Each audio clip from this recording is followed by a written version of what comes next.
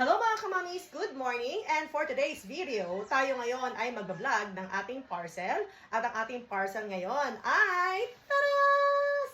Payong! Umbrella in English. Bakit payong?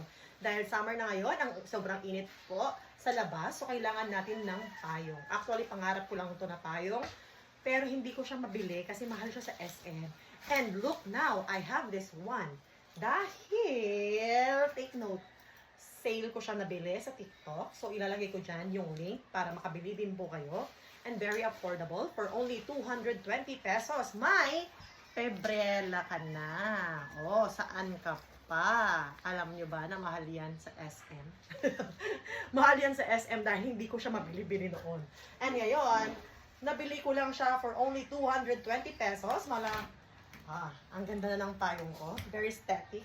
Yan. Gray in color. So, ayan po ang loob niya.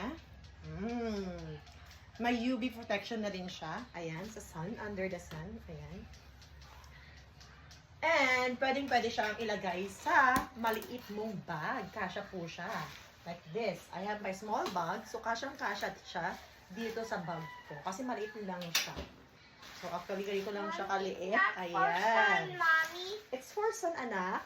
So, andyan po ang aking anak na nakikinig sa aking It's not vlog. for sun, it's for a rain. It's also for a rain. Ayan, sabi niya, it's also for a rain kasi rainy seasons na this coming June, July, August. So, yun po yung mga rainy seasons here in Philippines.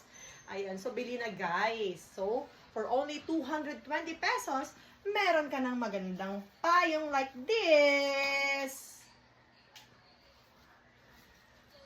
I will just comment down below the link. Bye!